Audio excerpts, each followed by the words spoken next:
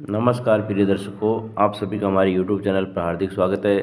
दोस्तों, आज 12 अगस्त शनिवार को कृष्ण पक्ष का एकादशी है, जिसका नाम जानेंगे आप, परमा एकादशी है। प्रिय दर्शकों, एकादशी भगवान कृष्ण को, भगवान विष्णु को इतनी प्रिय क्यों थी? आज जो एकादशी है, परमा एकादशी, इसका व्रत की महत्व क्या है, विधि क्या है, और इस व्रत को करने से पूर्व जन्म में किस फल की प्राप्ति हुई थी, किस राजा ने अपना जन्म सुधारा था, किसने अपना प्रायश्चित किया था, इस वीडियो में आप यही देखेंगे। प्रिय दर्शकों, ये जो परमा एकादशी है, ये 11 अगस्त 2023 को 5:06 से प्रारंभ होकर के 12 अगस्त को शाम 6:31 पर पूरी हो जाती है। दोस्तों, इसकी कथा किस प्रकार से है मैं आपको बताता हूँ। एक बार अर्जुन ने भगवान श्री कृष्ण कमल नयन, आप अधिक मास के कृष्ण पक्षी एकादशी का नाम तथा उसके व्रत का विधान बताने की कृपा करें। इसमें किस प्रकार किस देवता का पूजन किया जाता है तथा इसके व्रत से किस फल की प्राप्ति होती है। दोस्तों, भगवान अर्जुन ने श्री कृष्ण से पूछा है, वही मैं आपको बताने जा रहा हूँ। भगवान श्री कृष्ण ने कहा, हे अर्जुन, इस एकादशी का नाम परमा एकादशी है। इसके व्रत से सभी पाप नष्ट हो जाते हैं तथा मनुष्य को इस लोक में सुख तथा परलोक में सद्गति प्राप्त होती है। इसका व्रत पूर्व में कहे विधान के अनुसार करना चाहिए। भगवान श्री हरि को धूप, दीप, नववेद, पुष्प आदि से पूजन करना चाहिए। इस एकादशी की पावन कथा, जो कि महर्षियों के साथ काम्पिल्य नगरी में की गई थी, वह मैं तुमसे कहता हूँ, ध्यानपूर्वक श्रवण करो। काम्पिल्य नगरी में सुमेधा नाम का एक अत्यंत धर्मात्मा ब्राह्मण रहता था। उसकी स्त्री अत्यंत पवित्र तथा पतिव्रता नारी थी। किसी पूर्व के पाप के कारण वह दंपति अत्यंत दरिद्र का जीवन व्यतीत कर रहे थे। ब्राह्मण को भिक्षा मांगने पर जो भी भिक्षा नहीं मिलती थी, मतलब भिक्षा बिल्कुल भी नहीं मिलती थी, तथा उस ब्राह्मण की पत्नी को वस्त्रों से रहित होते हुए भी अपने पति की सेवा करती थी। अर्थात बहुत ज़्यादा गरीबी थी, बहुत ज़्यादा परेशानी थी। अतिथि को अन्न देकर स्वयं भूखी रह जाती थी, ऐसा इनका धर्म था। पति से कभी किसी वस्तु की मांग नहीं की। दोनों पति पत्नी घोर निर्धनता का जीवन व्यतीत कर रहे थे। प्रिय दर्शकों, जैसे सुदामा और सुशीला जी की कहानी थी, उसी प्रकार से इस ब्राह्मण की कहानी है। एक दिन ब्राह्मण अपनी स्त्री से बोला, हे प्रिय, जब मैं धनवानों से धन की याचना करता हूँ तो वह मुझे मना कर देते हैं। गृहस्थी धन के बिना नहीं चलती, इसीलिए यदि तुम्हारी सहमति हो तो मैं परदेश जाकर कुछ काम करूं, क्योंकि विद्वानों ने कर्म की प्रशंसा की है।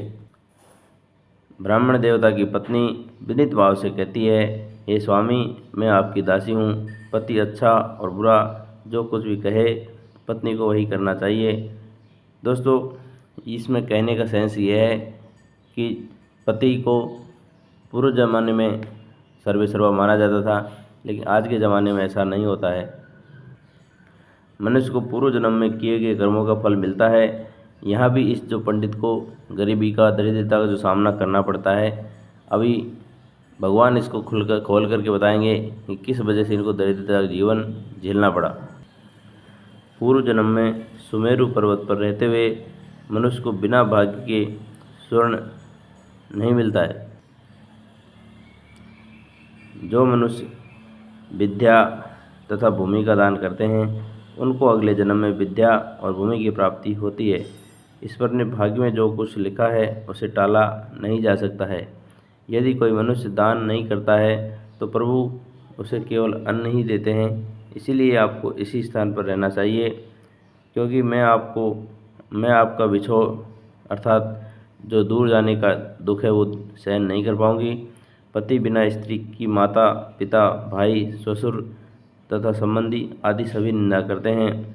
हे स्वामी, कृपा करके आप कहीं न जाए। जो भाग्य में बंधा होगा, भाग्य में लिखा होगा, जो यहीं प्राप्त हो जाएगा। स्त्री की सलाह मानकर ब्राह्मण प्रदेश नहीं गया। इसी प्रकार समय बीतता रहा। एक बार कौंडिन्य ऋषि यहाँ पर आए। ऋषि को देखकर सुमेधा ब्राह्मण और उसकी पत्नी उनको प्रणाम करते हैं और बोले, आज हम बहुत धन्य हो गए, आपके दर्शन से हमारा जीवन सफल हो गया। ऋषि को उन्होंने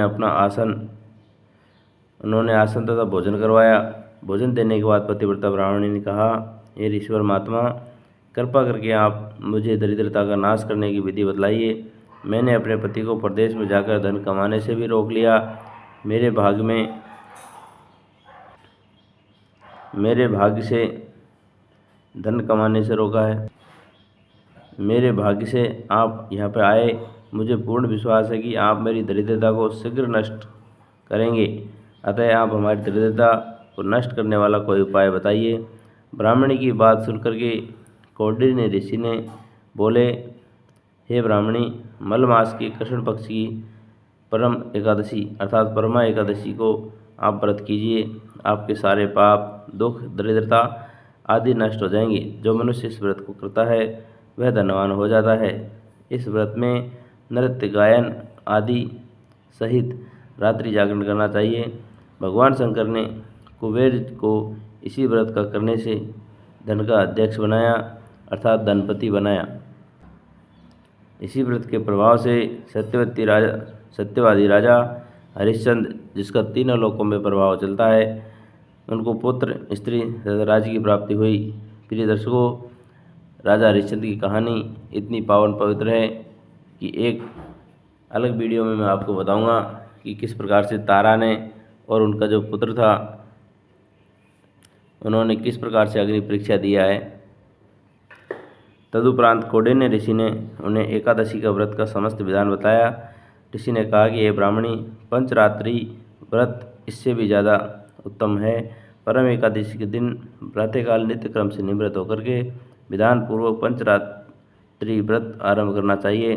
जो मनुष्य 5 दिन तक निर्जल व्रत करते हैं अपने माता पिता, स्त्री सहित स्वर्ग को जाते हैं। जो मनुष्य 5 दिन तक संध्या को भोजन करते हैं वे स्वर्ग को जाते हैं।